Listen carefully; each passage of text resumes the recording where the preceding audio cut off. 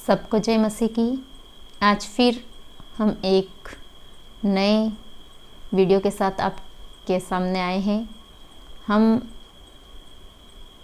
सबको वेलकम करते हैं इस वीडियो के लिए और मैं विश्वास करती हूँ कि आप सब इस वीडियो को जब देखोगे तो आशीषित होंगे, क्योंकि इस वीडियो के थ्रू आपकी लाइफ जैसी है वैसी नहीं रहेगी, लेकिन आप में बदलाव आएगा। आप बदलाव देखना चालू कर देंगे आपकी ज़िंदगी में। तो सबसे पहले मैं छोटी सी प्रार्थना के साथ हम लोग इस वचन की ओर जाएंगे। Thank you Jesus. हम आज के दिन के लिए आपका धन्यवाद करते परमेश्वर पिता, आपकी अगुवाई हुई यीशु राजा, ताकि फिर से एक नए वचन के साथ मैं आप आज इन सब के सामने परमेश्वर पिता नए वचन को लेके आई हूँ। यीशु राजा परमेश्वर पिता, आप हम सबको ब्लेस करना, देखने वाले सुनने वाले परमेश्वर पिता, जो भी इस वीडियो को सुने देखे परमेश्वर पिता वो आशीषित हो पाए। और यीशु राजा, मैं जब ये वचन सुनाती हूँ परमेश्वर पिता, तो आपका आत्मा मेरे साथ रहे, ताकि मैं जो भी वचन ये पढ़ूँ सुनाऊँ परमेश्वर पिता, समझाऊँ लोगों को परमेश्वर पिता, ताकि ये लोग और मैं खुद इस वचन को समझकर पवित्र आत्मा की अगुवाई से परमेश्वर पिता आपके वचन पर चलते हुए आगे बढ़ सके और ये वचन फलदायी बन पाए परमेश्वर पिता, हमारी ज़िंदगियों में फलदायी बन पाए परमेश्वर पिता। हम सारा आदर सम्मान यीशु राजा आपको छोड़ाते हैं और मांगते हैं हमारे मीठे और प्रभु यीशु मसीह के नाम में, आमीन। तो आज मैं आपके सामने एक और नया वचन लेके आई हूँ। नया इसलिए बोलूँगी क्योंकि आज जो वचन है वो कुछ नया हमारे जीवन में करेगा। फर्स्ट ऑफ ऑल मैं आपको बताना चाहती हूँ कि जब प्रभु यीशु मसीह इस दुनिया में आए तो कम से कम वो 30 साल तक अपने आप को प्रिपेयर करते रहे, अपने आप को तैयार करते रहे। किस चीज़ के लिए? उस चीज़ के लिए जिसको परमेश्वर पिता ने उनको भेजा था इस दुनिया में, कि जाकर तुम इन लोगों की मुक्ति के लिए अपने प्राण न्योछावर कर दो, प्राण दे दो। और सारी जो दुनिया में जो भी तकलीफ़ें थी उनको चंगाई दी उनने, उनको मरे हुओं को उठाया, जिलाया, सारा काम प्रभु यीशु मसीह ने किया। 30 साल तक परमेश्वर पिता ने उनके ऊपर अनुग्रह किया, उनको आशीषें दी, ब्लेसिंग दी, उनको तैयार किया। वैसे ही ये यीशु मसीह जब 3.5 साल इस धरती पर रहे, उनकी पूरी लाइफ में जो 3.5 साल जो यीशु मसीह रहे, 33.5 ईयर्स वो रहे थे, लेकिन उसमें उनकी जो सेवकाई के साल थे वो 3.5 साल थे। और 30 साल उनने उनकी पूरे प्रिपरेशन या उनकी तैयारी में लगाए। तैयार होने के बाद वो दुनिया में आए और लोगों के सामने आए और अपना सारा वर्क किया। तब तक वो अपने आप को तैयार कर रहे थे। तो अभी इन 3.5 साल में क्या होता है? इन 3.5 साल में प्रभु यीशु अपने चेलों को तैयार कर रहे हैं। क्या कर रहे हैं प्रभु यीशु? अपने चेलों को तैयार कर रहे हैं। क्यों तैयार कर रहे हैं? क्योंकि प्रभु यीशु तो 3.5 साल बाद उनको पता था कि वो क्रूस पर मार डाले जाएंगे, कब्र में जाएंगे, तीसरे दिन जी उठेंगे और उठा लिए जाएंगे। तो उसके बाद जो परमेश्वर का वचन है, जो परमेश्वर का वर्क है, वो कौन करेगा?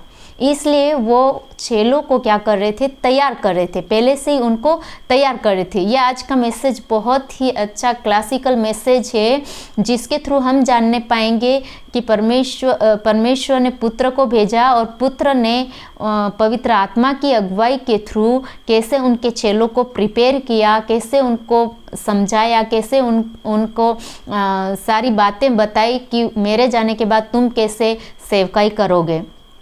तो यीशु मसीह अपने चेलों को तैयार कर रहे थे और हर टाइम वो कहीं भी जाते थे, प्रार्थना करने गए तो भी चेलों के साथ में गए, चेलों को 1-2 चेलों को वो लेके जाते थे।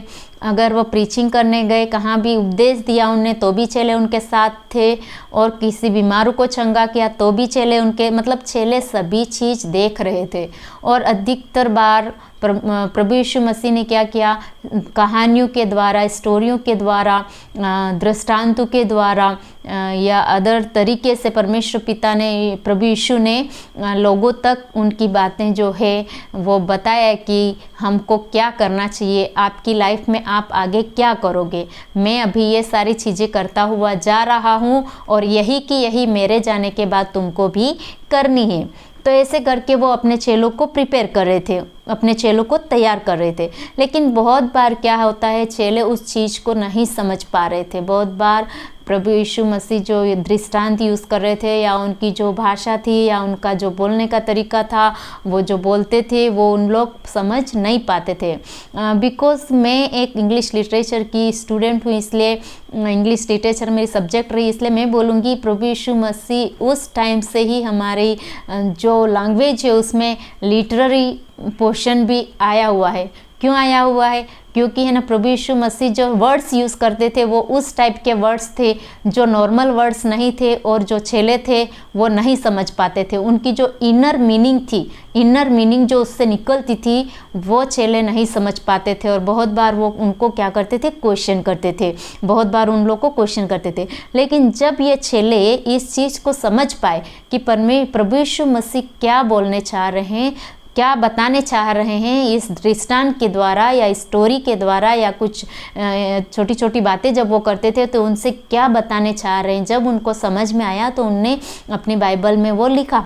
तो हम लोग उसी में से आज एक पैराग्राफ पढ़ेंगे और उसके ऊपर हम लोग मनन करने की कोशिश करेंगे।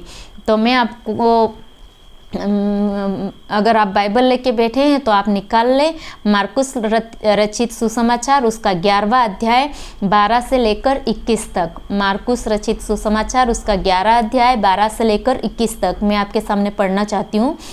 दूसरे दिन जब वे बेतनिया से निकले तो उसको भूख लगी। वह दूर से अंजीर का एक हरा पेड़ देखकर निकट गया कि क्या जाने उसमें कुछ पाए, पर पत्तों को छोड़ कुछ न पाया, क्योंकि फल का समय न था। इस पर उसने उससे कहा, अब से कोई तेरा फल कभी न खाए। और उसके चेले सुन रहे थे। फिर वे यरूशलेम में आए और वह मंदिर में गया, और वहाँ जो लेन देन कर रहे थे उन्हें बाहर निकालने लगा, और सराफों के पीड़े और कबूतर बेचने वालों की चौकियाँ उलट दी, और मंदिर में से किसी को बर्तन लेकर आने जाने न दिया। और उपदेश करके उसने कहा, क्या यह नहीं लिखा है कि मेरा घर सब जातियों के लिए प्रार्थना का घर कहलाएगा?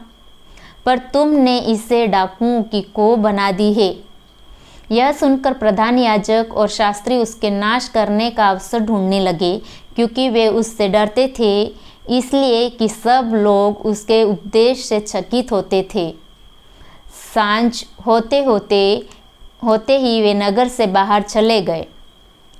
फिर भोर को जब वे उधर से जाते थे तो उन्होंने उस अंजीर के पेड़ को जड़ तक सूखा हुआ देखा। पतरस को वह बात स्मरण आई और उसने उससे कहा, हे रबी, देख, यह अंजीर का पेड़ जिसे तूने श्राप दिया था सूख गया है। यीशु ने उसको उत्तर दिया, परमेश्वर पर विश्वास रखो। Hallelujah, thank you Jesus. इस वचन के लिए परमेश्वर को हम धन्यवाद देंगे। तो सबसे पहले हम क्या पढ़ रहे हैं कि प्रभु यीशु को क्या होता है, भूख लगती है। प्रभु यीशु को क्या होता है, भूख लगती है। तो भूख लगती है तो प्रभु यीशु मसीह कहाँ जाते हैं, पेड़ के पास जाते हैं। पेड़ के पास जाते हैं कि उसे कुछ खाने को मिल जाए, लेकिन उसको वहाँ पर कुछ नहीं मिला। परमेश्वर को, प्रभु यीशु मसीह को कुछ नहीं मिला। क्या मिला, खाली पत्ते मिले। क्या मिला, खाली पत्ते मिले, उनको और कुछ नहीं मिला, फल नहीं मिला। क्यों नहीं मिला? क्योंकि उस टाइम समय नहीं था, उस अंजीर के पेड़ को फल देने का समय नहीं था, इसलिए उसको फल नहीं मिला, प्रभु यीशु को फल नहीं मिला। लेकिन प्रभु यीशु मसीह को भी पता था कि इस टाइम फल नहीं लगते हैं, तो प्रभु यीशु मसीह उस पेड़ के पास क्यों गए? क्योंकि वो चेलों को कुछ समझाने मांग रहे थे, क्योंकि वो चेलों को कुछ सिखाने मांग रहे थे, क्योंकि वो चेलों को कुछ ऐसा सिखाने मांग रहे थे वो जो उनके पूरी ज़िंदगी भर काम आने वाला था। तो वहाँ पर उनने क्या किया, फिर उसको अब से कोई तेरा फल ना खाए। प्रभु यीशु मसीह ने उसको क्या किया, श्राप दिया। तो प्रभु यीशु मसीह ने श्राप दे दिया उस पेड़ को, और वो पेड़ क्या हुए, नेक्स्ट डे जब अपन देखते हैं, दूसरे दिन जब जाते हैं तो वो पेड़ क्या हो जाता है, सूख जाता है। इसमें प्रभु यीशु मसीह हम लोग को क्या मैसेज देने मांग रहे हैं? प्रभु यीशु मसीह हम लोग को क्या मैसेज देने मांग रहे हैं वो अपन धीरे धीरे आगे बढ़ते हैं, वैसे वैसे हम लोग को समझ में आता जाएगा। और फिर प्रभु यीशु मसीह इस पेड़ से उनको कुछ नहीं मिला खाने को, तो वो और आगे बढ़े चले जाते हैं और आगे जाते हैं। और आगे जब वो जाते हैं तो वो एक मंदिर में, यरूशलेम का जो सबसे बड़ा मंदिर है, पुराना मंदिर है, वहाँ जाते हैं। तो वहाँ जाते ही क्या होता है, वहाँ पर उनको मंदिर में कोई प्रार्थना करते हुए, कोई दुआएं करते हुए, कोई आराधना करते हुए नहीं मिलता है। लेकिन क्या करते हुए लोग मिलते हैं उनको, वहाँ पर कबूतर बेचने वाले, सराफे वाले मिलते हैं, कबूतर बेचने वाले मिलते हैं और लेन देन करने वाले मिलते हैं। लेकिन वहाँ पर कोई दूसरा उनको मिलता नहीं है। और भी लोग, बहुत सारे भेड़ बकरियाँ बेचने वाले सारे लोग वहाँ पर थे।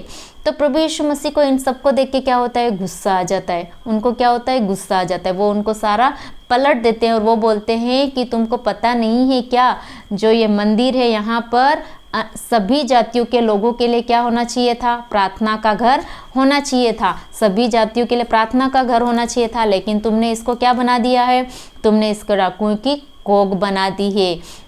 मेरा घर सब जातियों के लिए प्रार्थना का घर होगा। मैं जब ये वचन पढ़ रही थी तो मुझे बहुत सारी बातें समझ में आने लगी धीरे धीरे। जैसे कि हम लोग आगे देखते हैं, उस पेड़ को जो फल नहीं दे रहा था उसको क्या किया प्रभु यीशु मसीह ने, क्या किया प्रभु यीशु मसीह ने, उसको श्राप दिया और क्या बोला कि अब तेरे फल कोई ना खाने पाए। देखो हम लोग सब अंत के दिनों में हैं, हम लोग अंत के दिनों में चल रहे हैं। और अगर जो पेड़ है वो फल ना दे तो इस अंत के दिनों में अगर हम लोग प्रिपेयर नहीं है, हमारी लाइफ प्रिपेयर नहीं है, तो फिर प्रभु यीशु मसीह भी हमें श्राप देगा। लास्ट दिन जब हम वहाँ न्याय के दिन बुलाए जाएंगे तो प्रभु यीशु मसीह भी हम लोग को श्राप देगा।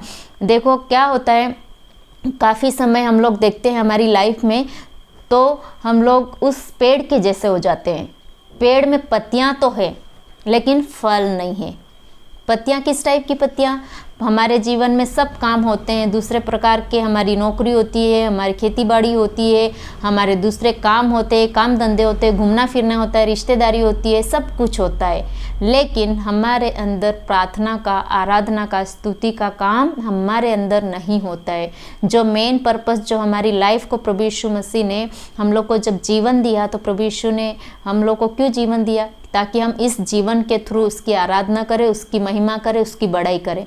लेकिन हम लोग सिर्फ पत्तों के जैसे रह गए, हमारी लाइफ से कोई फ्रूट नहीं निकल रहा है, जैसे इस पेड़ में कोई फ्रूट नहीं है। ऐसा किस्सा एक वचन और है जहाँ पर दृष्टांत के थ्रू प्रभु यीशु मसीह सिखा रहे हैं चेलों को। वो दृष्टांत में हम लोग जानने पाएंगे कि क्यों इसको श्राप दिया गया। कितने साल तक प्रभु यीशु मसीह उस पेड़ के पास गए हैं और उस पेड़ में फल नहीं पाया, इसलिए प्रभु यीशु ने उसको श्राप दिया है। तो हमारी लाइफ में अगर हमारी लाइफ में प्रार्थना नहीं है, आराधना नहीं है, स्तुति नहीं है, हम लोग के द्वारा कहीं किसी और लोगों की लाइफ नहीं बन रही है, कोई और लोग आशीषित नहीं हो पा रहे हैं, किसी को चंगाई नहीं मिल रही है, और हमारी लाइफ के थ्रू हम किसी का दिल नहीं जीत रहे हैं। दिल जीतने का मतलब है किसी की रूह, आत्मा को हम नहीं जीत रहे हैं प्रभु के यीशु के लिए, तो हमारी लाइफ का क्या मतलब रह जाएगा। हम कौन से फल दे रहे हैं, हम कौन से फल दे रहे हैं। खाली हमारी लाइफ में अगर ये जो फल, मेन फल जो होने चाहिए वो फ्रूट्स नहीं है, तो हम सिर्फ पत्ते ही रह जाएंगे, हम लोग फल नहीं दे पाएंगे। मैं आपको वो वचन भी पढ़ के सुना दूंगी ताकि उसमें और हम लोग समझ पाएँ। तो ये है लूका रचित सुसमाचार में ये लिखा हुआ है, उसमें अध्याय 13 6 से लेकर के अपन 9 तक पढ़ेंगे। लूका रचित सुसमाचार उसका अध्याय 13 6 से लेकर 9 तक। उसमें क्या लिखा हुआ है, फिर उसने यह दृष्टांत भी कहा, किसी की अंगूर की बारी में एक अंजीर का पेड़ लगा हुआ था। वह उसमें फल ढूंढने आया परंतु न पाया। तब उसने बारी के रखवाले से कहा, देख 3 वर्ष से मैं इस अंजीर के पेड़ में फल ढूंढने आता हूँ परंतु नहीं पाता। इसे काट डाल कि यह भूमि को भी क्यों रोके रहे। उसने उसको उत्तर दिया, हे स्वामी, इसे इस वर्ष और रहने दे कि मैं इसके चारों ओर खोद कर खाद डालूं। यदि आगे को फले तो भला, नहीं तो उसे काट डालना।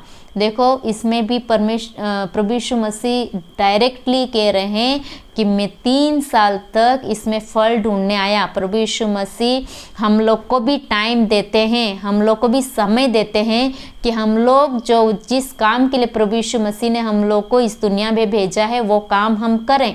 हमारी लाइफ के थ्रू उस काम को, उसकी महिमा, आराधना, स्तुति करना चाहिए, प्रार्थना करना चाहिए।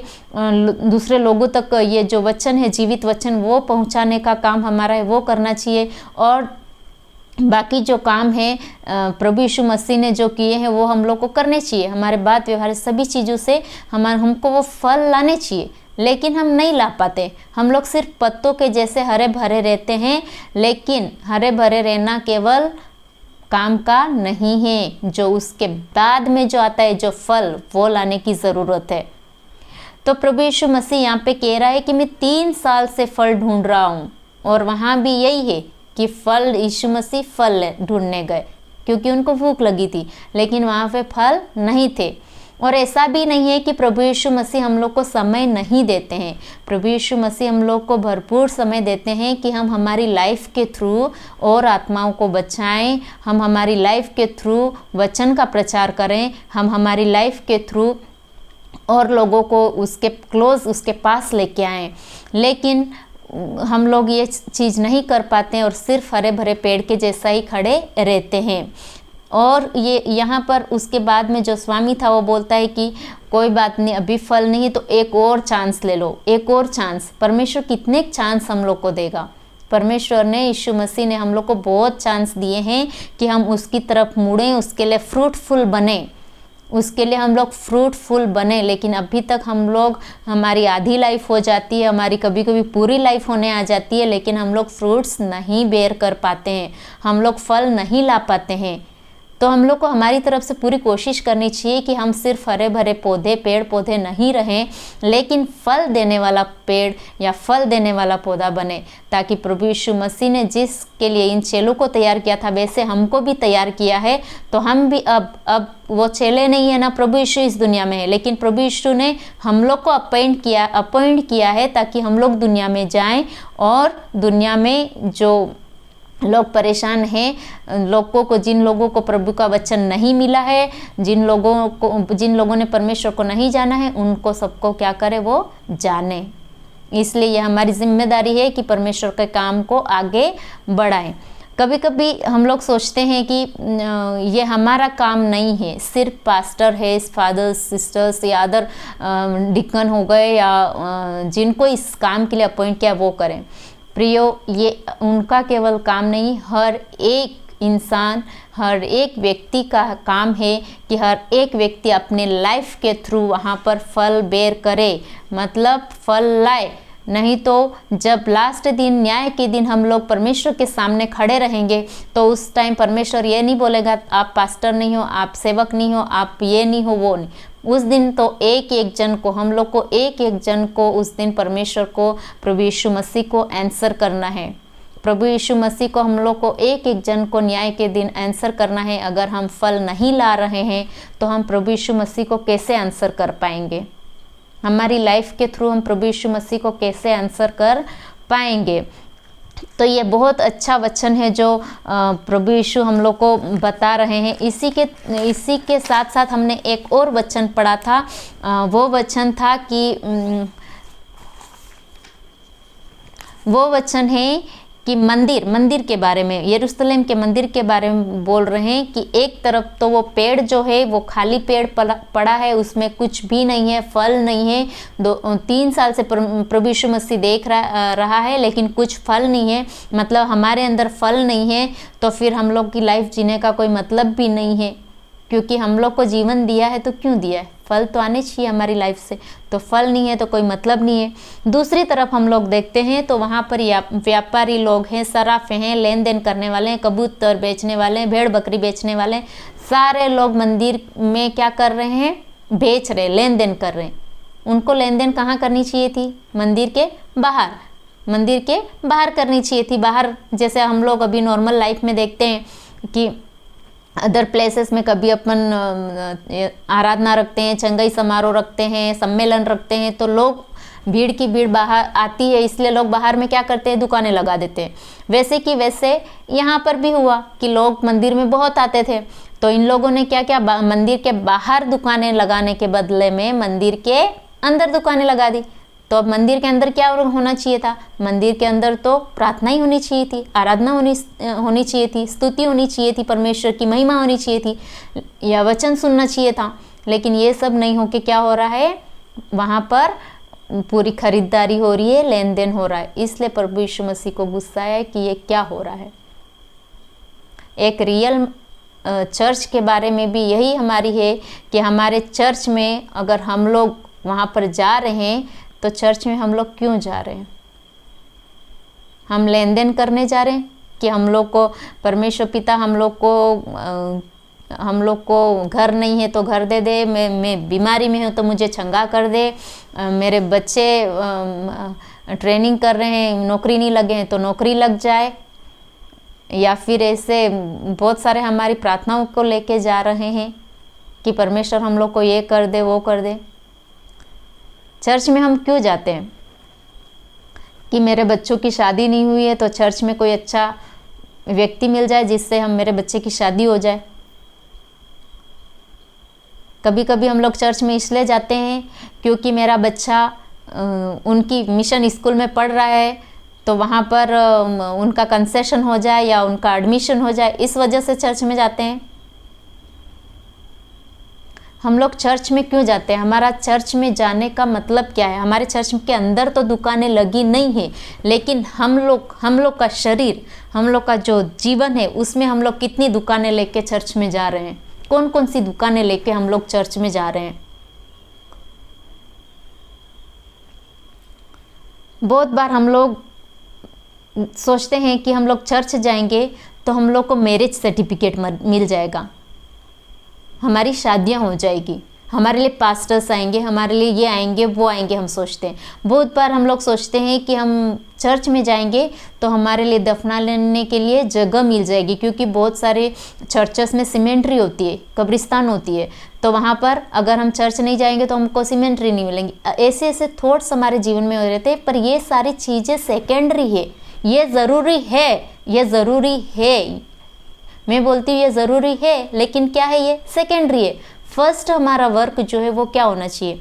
फर्स्ट हमारा वर्क, अगर हम चर्च में जा रहे हैं तो हमारे मन दिल को तैयार करके हमको जाना चाहिए, और मन दिल को तैयार करके हम जाते हैं तो हमारा फर्स्ट वर्क होना चाहिए, हम वहाँ जाके प्रार्थना करें, आराधना करें, स्तुति करें, महिमा करें, वचन सुने और उस वचन के अनुसार हम लोग चलने वाले बने। हमारी लाइफ से दूसरे लोग समझने पाए कि ये यीशु मसीह के लोग हैं, दूसरे लोग हमारी लाइफ से अट्रैक्ट हो, वो अट्रैक्ट होए और उनका जीवन बदले, वो भी वचन को ग्रहण करें और उनकी आत्माएं भी बचाई जाए। सबसे पहला काम हमारा वही है। लेकिन हम लोग हमारा जो फर्स्ट वर्क है उसको छोड़ करके हम दूसरा वर्क में पहुंच जाते हैं। फिर यहाँ पर अच्छा वचन लिखा हुआ है कि मेरा जो घर है, प्रभु यीशु मसीह खुद कह रहे, मेरा जो घर है वो सब जातियों के लिए प्रार्थना का घर होगा। मेरे प्रियो, में बहुत बार मेरे दिमाग में आता है और मैं सोचती भी हूँ कि केवल हमारा चर्च प्रभु यीशु मसीह और हमारा चर्च किसी को हमारे चर्च में आने से नहीं रोकता है, कभी नहीं। अगर हम लोग अपने चर्च में नॉन क्रिश्चियन, नॉन बिलीवर्स, किसी भी रिलीजन का हो, किसी भी कास्ट का हो, किसी भी धर्म का हो, धर्म विशेष का हो या कोई भी हो, हमारा जो चर्च है वो सभी के लिए खुला रहता है और हमारा दिल है वो भी सभी के लिए खुला रहता है कि सभी लोग आ सकते थे। और प्रभु यीशु मसीह ने एक सब जातियों के लिए, मतलब सभी लोगों के लिए परमेश्वर का जो घर है वो खुला होना चाहिए। मतलब हम लोग को भी हमारी लाइफ में ये नहीं सोचना चाहिए कि वो उस कास्ट का है या इस कास्ट का है या उस धर्म का है या इस धर्म का है। हम लोग को सभी को परमेश्वर में लाने की ज़रूरत है, परमेश्वर का वचन सुनाने की ज़रूरत है, परमेश्वर के लिए आत्मा, उनकी रूह बचाने की ज़रूरत है। बहुत बार हम लोग चर्च में इसलिए जाते हैं ताकि हम लोग को चर्च में क्या होता है, चर्च में हम लोग को क्या होता है, कभी डॉक्टर भी मिल जाते हैं, कभी पेंटर भी मिल जाते हैं, कभी टीचर मिल जाते हैं। तो हम लोग सोचते हैं कि चर्च में चले जाएंगे तो हमारे काम बन जाएंगे। जो फर्स्ट वर्क है वो भूल जाते हैं और हम लोग क्या करते हैं, हमारे सेकेंडरी कामों को लेके पहुंच जाते हैं। जैसे हम लोग डॉक्टर है तो अब कभी बीमार हो गए तो डॉक्टर अपने पहचान के हैं, फ़ोन लगाते थे, पहुंच जाते। कभी पेंटर है तो हमारे घर में ये वो है करके बात कर लेते। कभी कुक है तो कोई प्रोग्राम से तो कुक को बुला लेते हैं वर्क करने के लिए, ये हमारे पहचान के, थोड़ा बहुत कंसेशन हो जाएगा, थोड़ा बहुत कम लेगा वो, ऐसा सोचते हैं हम लोग।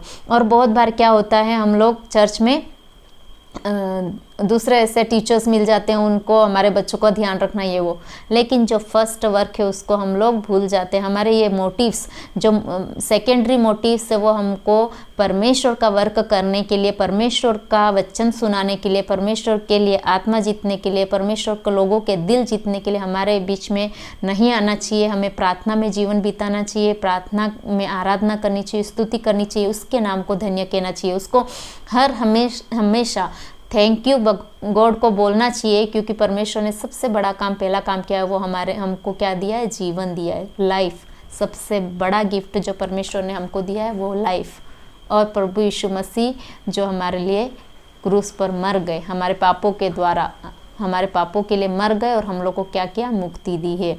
तो इसलिए हम लोग को परमेश्वर के चर्च में जब जाते हैं तो ये सारी चीज़ें हम लोग को लेके चलनी चाहिए। हमारा रीज़न सिर्फ एकमात्र यही होना चाहिए कि हम जब चर्च में जाएं तो हम लोग क्या करें, दूसरे मोटिव्स लेके नहीं जाएं, लेकिन परमेश्वर के भवन में जब जाते हैं तो हम आराधना स्तुति करें, उसका गुणगान करें, महिमा करें, आराधना करें, और भी वचन सुने, और भी लोगों को अट्रैक्ट करें, और भी लोगों की आत्माओं को जीतने, परमेश्वर में लेके आएँ, प्रभु में लेके आएँ। जब मैं ये वचन पढ़ रही थी तो मुझे और भी थोड़ी चीज़ें मुझे समझ में आ रही थी। तो वो है एक रीडिंग है, मैं आपको पढ़ के सुना देती हूँ जो इससे कनेक्टेड है।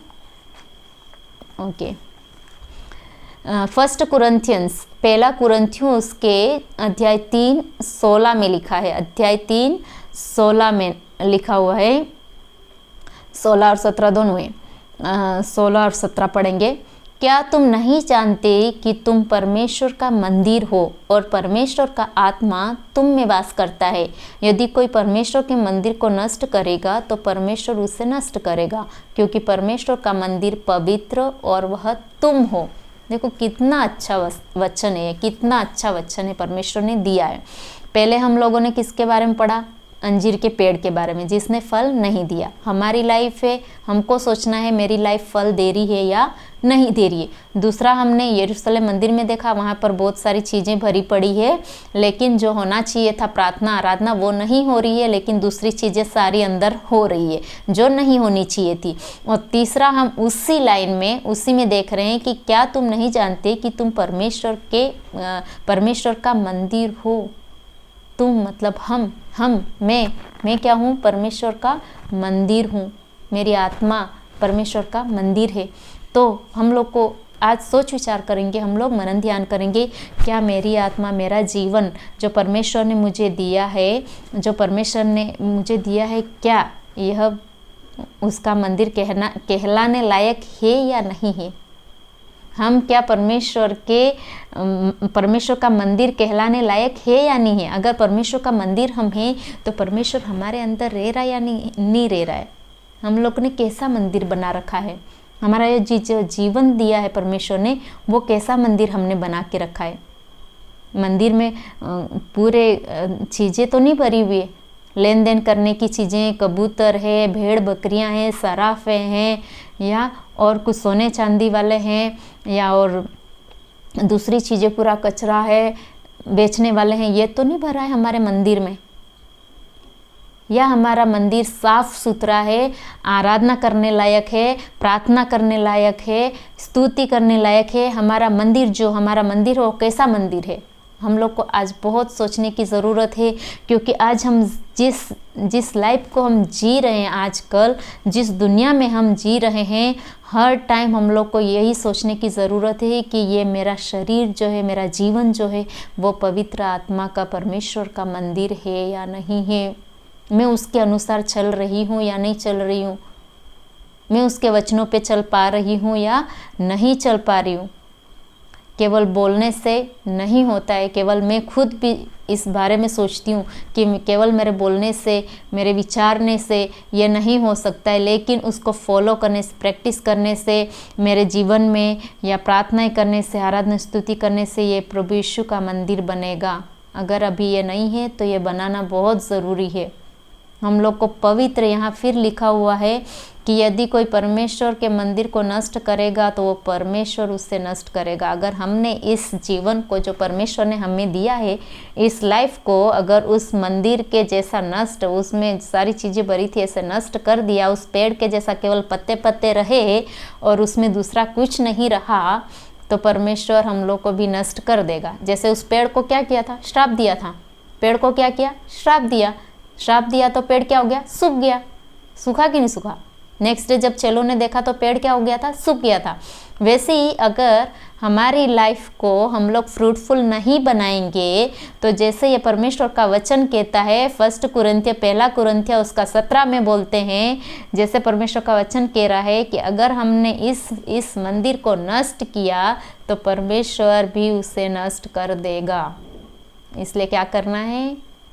इस मंदिर को बचाना है, बचा के रखना है, साफ सुथरा रखना है, झाड़ू पोछा लगा देना है जब भी ज़रूरत पड़े, जाले लग जाते हैं उसको निकाल देने हैं, क्योंकि ये परमेश्वर ने हमको पवित्र बनाया। परमेश्वर ने हमको कैसा बनाया है?